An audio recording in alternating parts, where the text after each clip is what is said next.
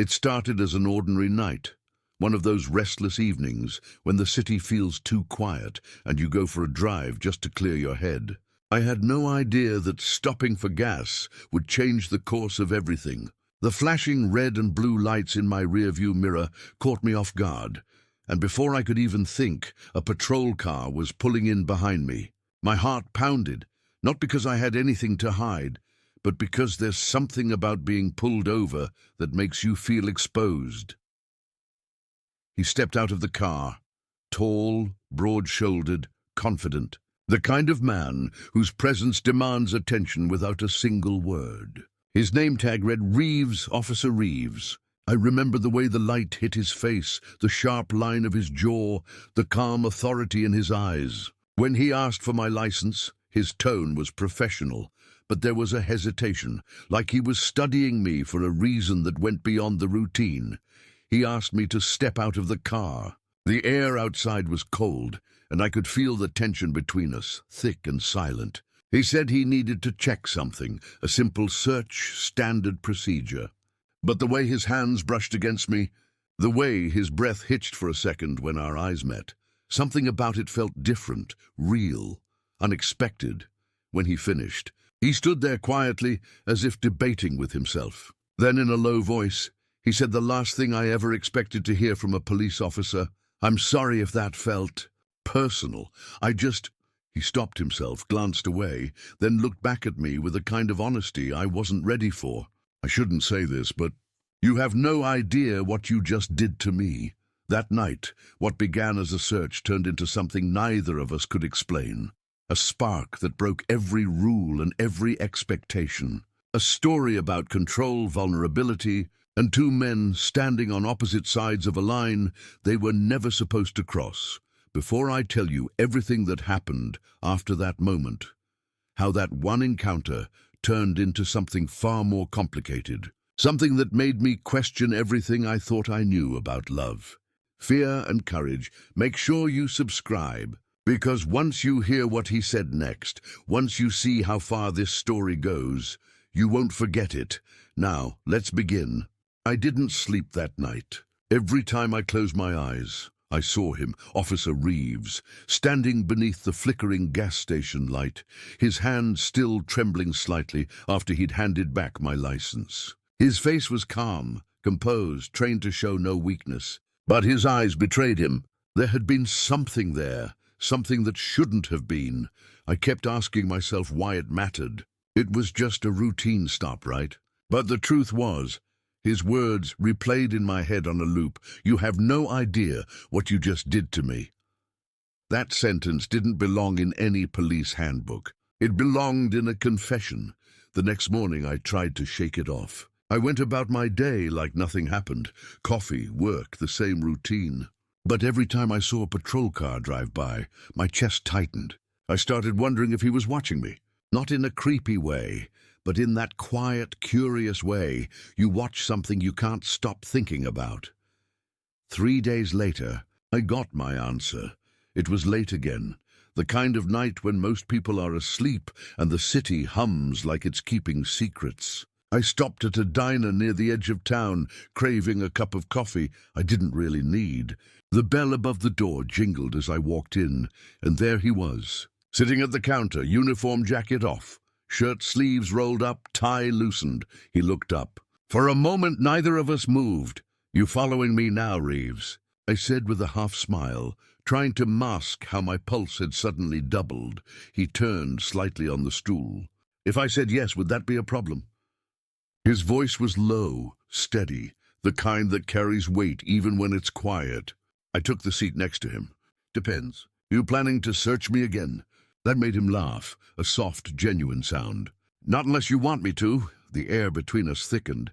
The waitress came over, poured coffee for both of us, and disappeared. For a few seconds we just sat there, two strangers pretending we weren't staring. "I didn't mean to make things awkward that night," he finally said.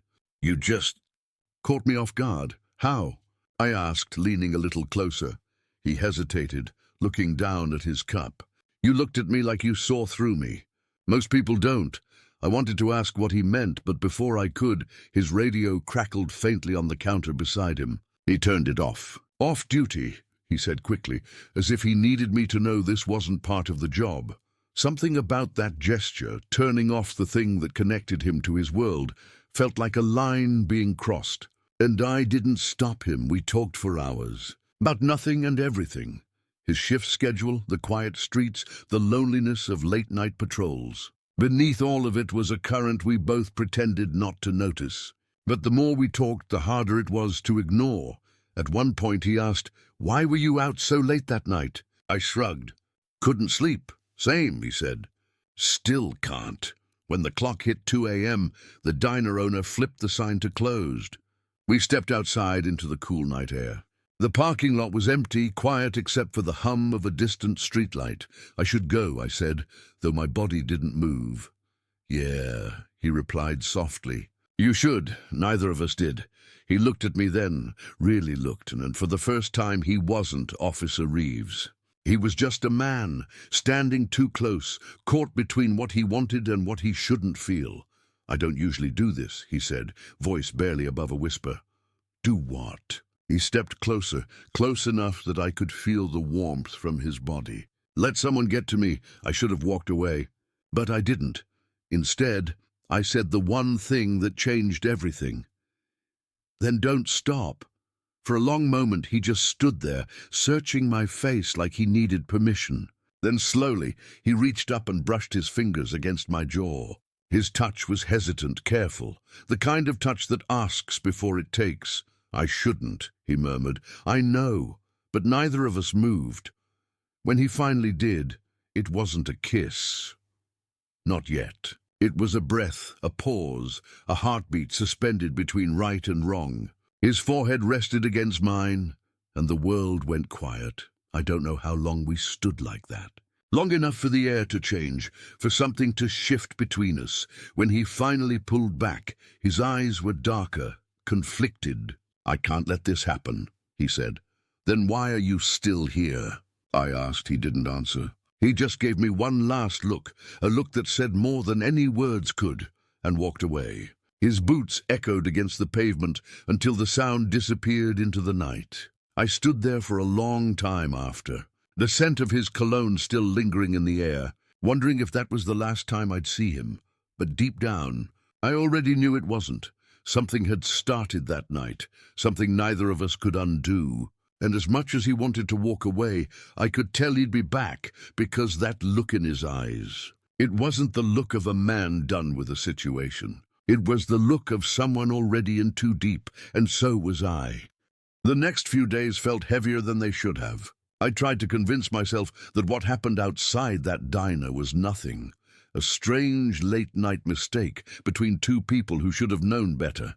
But the truth was, it didn't feel like a mistake. It felt like the beginning of something that scared me in all the right ways. Every sound made me think of him. The crackle of a radio, the low hum of a car engine at night. Everything pulled me back to that moment when he stood too close and almost kissed me. I told myself I wouldn't see him again, that it was better that way. But deep down, a part of me was waiting for those flashing red and blue lights to appear in my mirror again. And then they did. It was a Thursday night. I'd just left a friend's apartment and was driving down an empty street when I saw them, those familiar lights reflecting off my windshield. My heart skipped. I pulled over, my breath caught somewhere between fear and anticipation. When he stepped out of the car, I knew it was him before I even saw his face. There was something about the way he moved, calm, deliberate, heavy with thought. He approached my window slowly, his flashlight beam cutting through the dark. "Evening," he said, his voice steady but softer than usual. "Evening, Officer Reeves," I replied, my throat dry. "You stopping me again?" He tilted his head slightly, almost smiling. "I guess I might have a habit of that.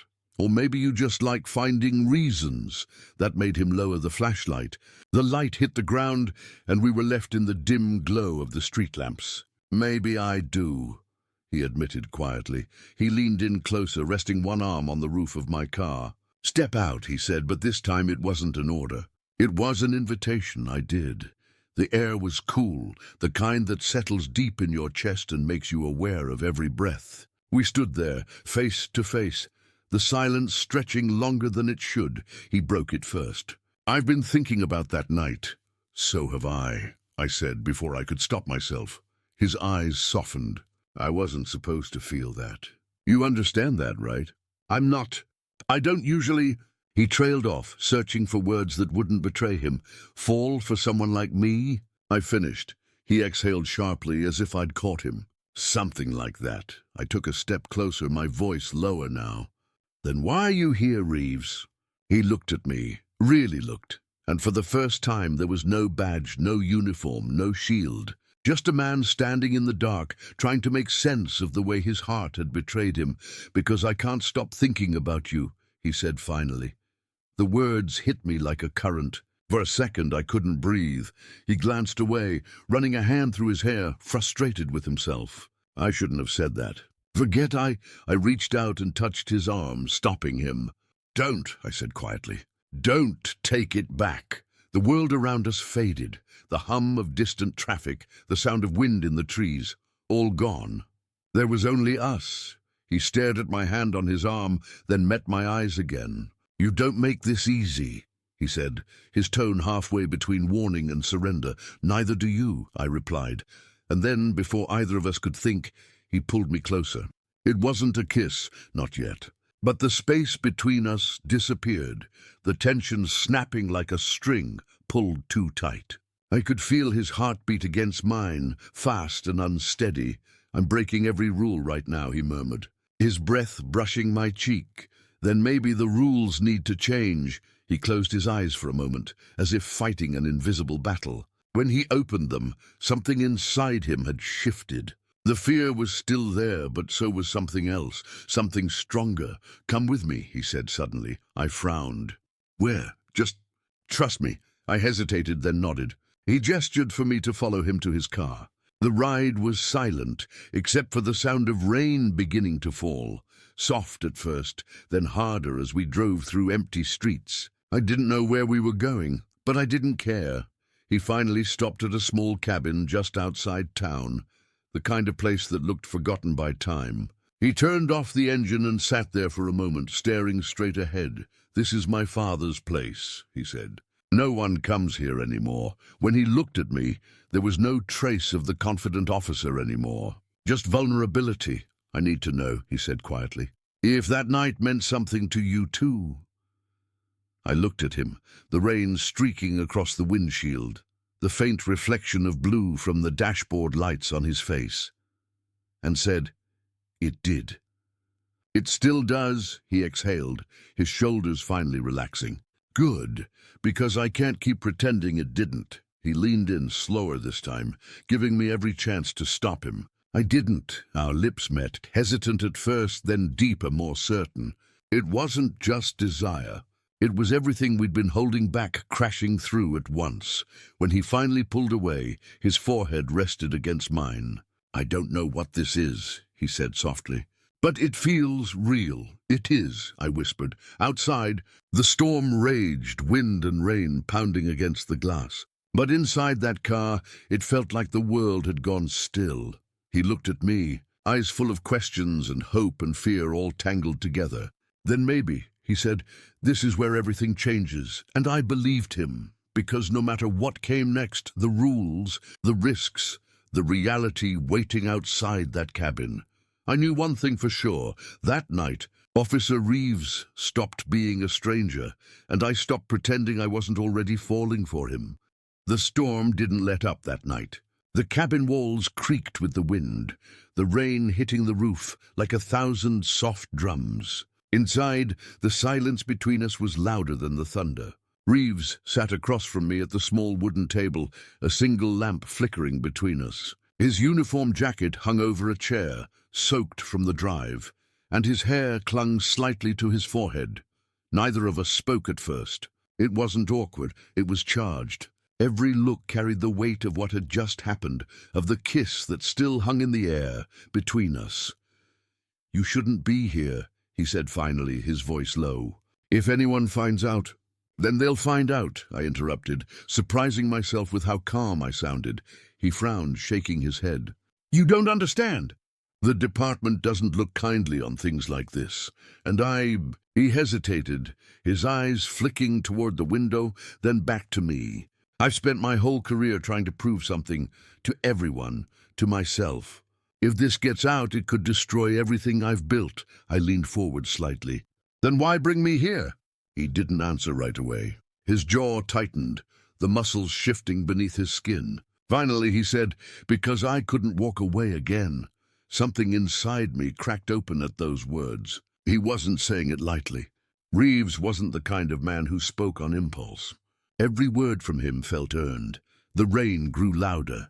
I stood and walked toward the window, watching the flashes of lightning illuminate the wet forest outside. You know, I said quietly, most people spend their lives pretending they don't want what they really do. But you look like you've been fighting that war alone for a long time. He exhaled slowly, a humorless smile on his lips. Maybe I have. When I turned back, he was standing behind me. Close, too close. I could feel the warmth of him before he even touched me. His hand lifted, hesitating for a fraction of a second before resting on my shoulder. I don't know how to do this, he said softly. I've spent so long being who I'm supposed to be that I don't even know who I am anymore. I looked at him, and for the first time, I saw not the officer, but the man, vulnerable, human, afraid of his own heart. Then stop trying to be what everyone else expects, I said. Just be here. With me, he searched my face for a long moment, as if testing the truth of my words. Then, without another word, he pulled me closer.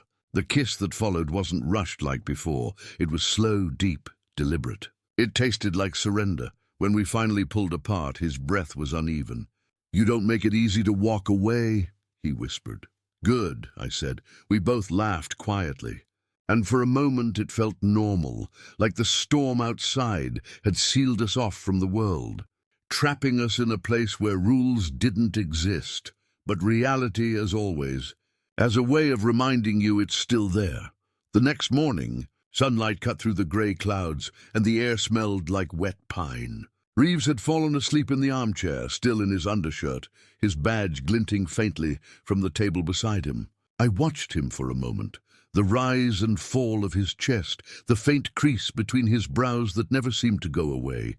I didn't want to wake him. I just wanted to remember him like that, peaceful, unguarded, but the sound of a phone buzzing broke the stillness. He jolted awake, grabbed it, and read the message. His entire expression changed. What is it? I asked. He didn't answer at first. Then he muttered, There was a shooting last night, downtown. They need all units back. I stood. You're going back? I have to, he said, already pulling on his uniform. It's my job. Something in his tone made my chest tighten. Duty, that word carried more weight for him than love, than longing, than anything. He turned to me before leaving. Stay here until I call you. Don't go out. Don't tell anyone about this place. Reeves, he cut me off gently. Please, just trust me. And then he was gone. The cabin felt colder without him. The echo of his departure hung in the air, a silence that stretched into hours. I tried to distract myself, but the anxiety gnawed at me. Something about the way he left didn't feel right. By late afternoon, I couldn't take it anymore. I turned on the old radio sitting on the shelf, hoping for news. Static. Then a reporter's voice cut through. A police standoff continues downtown. One officer injured. Suspect at large. My stomach dropped. I grabbed my jacket and keys, ignoring every warning in my head. I couldn't just sit there.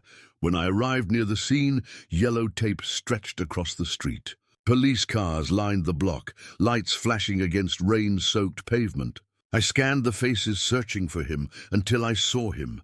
Reeves stood by his car, uniform soaked, blood on his sleeve. My heart stopped. I pushed through the crowd. Reeves! He turned, surprise flashing across his face. What the hell are you doing here? I heard you were hurt. It's nothing, he said quickly, though his arm trembled. You shouldn't be here. I wasn't going to just wait. I shot back.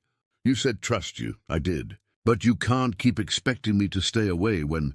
He stepped closer, eyes fierce but full of something deeper. When what? When I care about you. The words came out louder than I intended, echoing off the wet concrete. For a moment, everything, the sirens, the rain, the chaos, seemed to freeze. Reeves stared at me, his jaw tense, his breathing uneven. Then, without saying a word, he reached out and gripped my hand, hard, firm, real. "Then go home," he said softly. "Let me finish this." And then he turned away, walking back into the blur of flashing lights and shouting officers.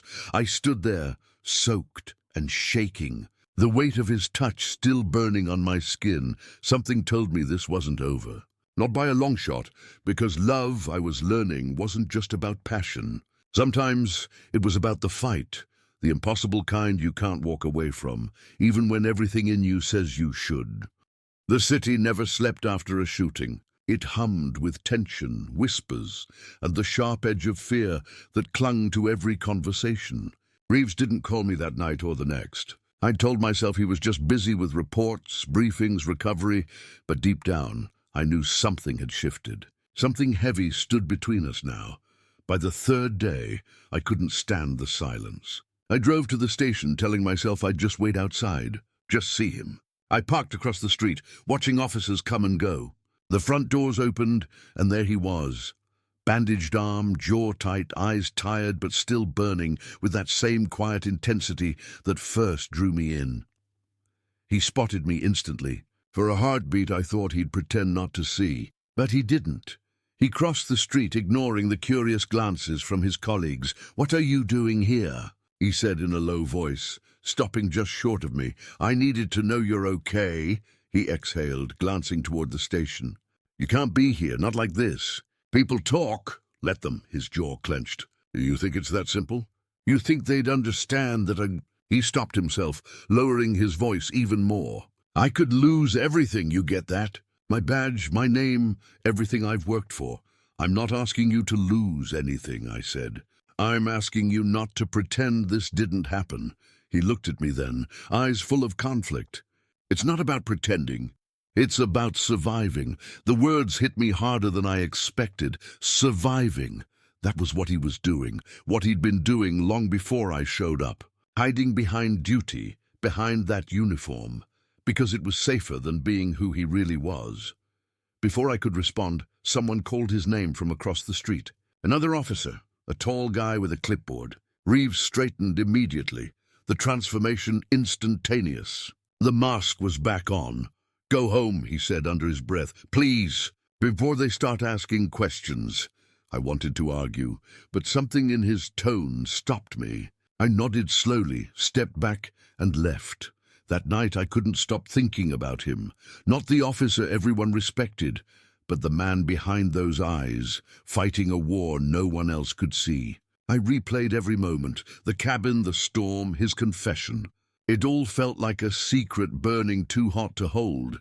2 days later, there was a knock at my door. I opened it to find Reeves standing there, his uniform replaced by jeans and a black hoodie. His eyes looked tired, but softer than before. "Can I come in?" he asked. I stepped aside without a word. The silence between us was thick, but not empty. It was the kind that carries meaning. Words unsaid, apologies unspoken. He finally said, "I shouldn't have pushed you away." That night, when you came to the scene, I panicked. I didn't know how to be both, the man you saw and the man they expect. "You don't have to choose," I said quietly. "You just think you do." He sat down on the couch, rubbing his hands together. "You don't know what it's like, walking into a room where everyone assumes they know who you are, where one wrong move can ruin your life." I knelt in front of him. "Then stop walking into rooms that make you smaller." He looked at me, really looked, and something in his face broke open. He reached out, his hand finding the back of my neck, pulling me closer. When our lips met, it wasn't rushed or desperate this time. It was quiet. Sure, full of everything we'd tried to hide. When we pulled away, he stayed close, his forehead resting against mine. "You make me forget everything else," he whispered. "Maybe that's not such a bad thing." He laughed softly, a sound that was half relief, half surrender. "You're dangerous, you know that?" "Only to men who lie to themselves." That earned a small smile. But then he went quiet, his expression shifting again. "There's something I need to tell you." The change in his tone made my chest tighten. "What is it?" He hesitated, then said, "The guy from the shooting, he wasn't just a suspect. He was part of something bigger. And now, internal affairs is involved. They're reviewing every officer who was there that night," I frowned. "Including you?" He nodded. "Yeah, and if they start digging into me." "Into us?" My heart sank. "You think they'll find out?" "I don't know. But I can't risk it. So what are you saying?" He took a long breath, his voice low. "I might have to disappear for a while. Let things cool down. Maybe transfer to another precinct." The words hit me like a punch. "You're leaving?" "It's not forever," he said quickly. "But right now it's the only way I can protect both of us." I shook my head. "You don't get to protect me by vanishing. That's not how this works." He stood then, pacing the room. "You think I want this? You think I haven't replayed every second of that night 100 times, wondering how the hell I let this happen?" "Let what happen?" I demanded. He stopped, turning toward me, eyes burning. You happened, and I can't undo it." The room went still. The weight of his words hung in the air, heavy and electric. "Then don't," I said softly. "Don't undo it. Don't run." He stared at me, breathing hard, torn between fear and longing. For a long time he said nothing. Then finally he stepped closer again, slow, deliberate, like a man walking into fire. "I don't know how this ends," he whispered. "Neither do I said. "But maybe that's the point." He reached for me then, his hand trembling slightly, and I let him. Outside, the night was quiet again. No sirens, no storms. Just the sound of two people learning, against all odds, how to stay when everything else said to run. For the first time since I met him, Reeves didn't look like a man carrying a badge. He looked like someone carrying a heart that had finally found its match. And I knew right then, whatever came next, danger, distance, discovery, I wasn't going anywhere, because some stories, no matter how forbidden, refuse to end. The following week felt like living in someone else's life. Every day I woke up wondering if Reeves had already left the city, if his promise to disappear for a while had quietly become permanent. My phone stayed silent, and each hour stretched longer than the one before it. The last time I saw him, he'd kissed me with the kind of desperation that comes only from goodbye, even though he never said the word. I tried to convince myself it was better that way, safer, cleaner, but when you felt something that real, you can't just erase it. It lives inside you, like a quiet pulse that refuses to die. Then 3 days later he called. His voice was different, tired, strained. "Meet me tonight," he said. "The docks, 11. Before I could ask why, he hung up. The docks were deserted when I arrived. Wind rolled off the water, cold and metallic. Cargo lights flickered in the distance, throwing long shadows across the pier. Reeves was already there, leaning against his car, hands shoved deep into his jacket pockets. "You shouldn't have come," he said without looking at me. "You called me," I reminded him. He gave a faint, humorless laugh. "Yeah, maybe that was the mistake." I stepped closer, the sound of my boots echoing on the wet wood. "What's going on, Reeves?" He turned to face me, and the exhaustion in his eyes hit me like a blow. "Internal Affairs found something? A body cam clip from that night at the cabin. It doesn't show much, but it's enough to raise questions." My stomach dropped. "They know?" "Not exactly. They think I might have been compromised, maybe connected to the suspect from the shooting. They don't know it's you, but if they dig any deeper—" He stopped, his jaw tightening. "They'll find out everything." I swallowed hard. "So what are you going to do?" He looked at me, the decision already made behind his eyes. "Turn in my badge." It felt like the air had been knocked out of me. "You can't, that's your whole life," he smiled sadly. "It was my whole life, but somewhere along the way, it stopped feeling like mine." I took another step toward him, the wind tugging at my jacket. "You're doing this because of me." "I'm doing this because of us," he said quietly. "Because I can't keep pretending that what happened was just a mistake. It wasn't. And if the price for that truth is everything I've built, then maybe it's time to let it go." I wanted to tell him he was being reckless, that we could fix this, but the look on his face stopped me. It wasn't defeat. It was peace, Reeves. I started, but my voice caught. He stepped closer, the distance between us vanishing like it always did. You once told me I'd been fighting a war alone, he said. You were right. But I don't want to fight it anymore. His hand brushed mine.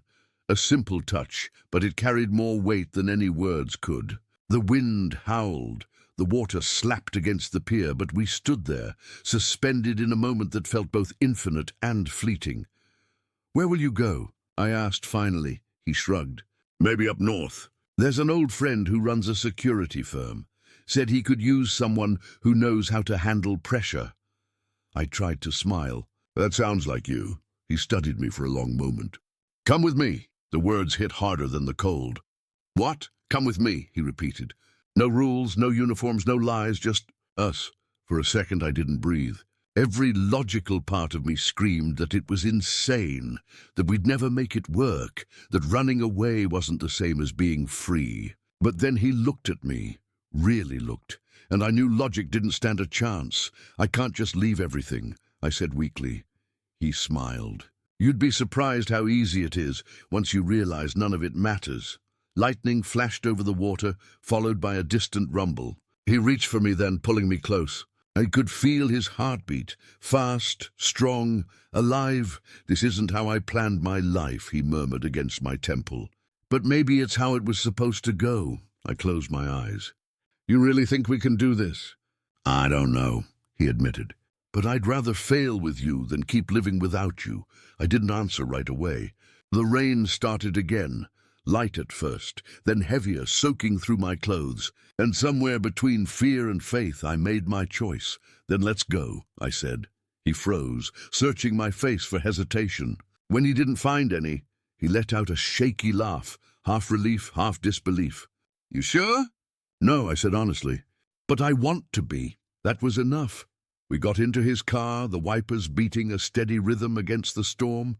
The city lights faded behind us, replaced by long stretches of highway and darkness. Neither of us spoke much. There was nothing left to say. Every mile felt like shedding a piece of the past, peeling away the weight of rules, expectations, and fear.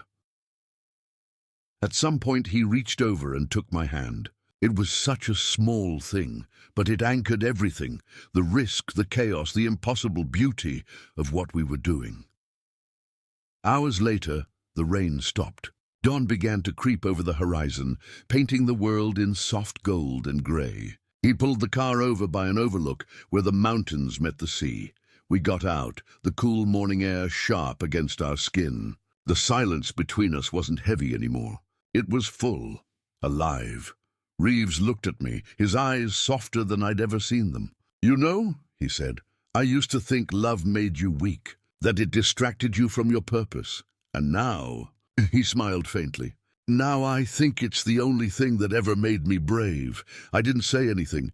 I just stepped closer, resting my forehead against his. For the first time, there was no hesitation, no fear, no uniform between us. We kissed as the sun rose, slow, deliberate, unhurried. A new day breaking open, both of us finally unafraid of what it meant. When we pulled apart, he whispered, "Guess I'm not a cop anymore." I smiled through the quiet ache in my chest. "Maybe that's the first honest thing you've said all week," he laughed softly, wrapping his arm around me as we looked out at the light spreading across the water. We didn't know what came next. Maybe we never would. But for the first time, that didn't feel like a problem. It felt like freedom, and sometimes that's all love really is, the courage to stop hiding and finally step into the dawn together.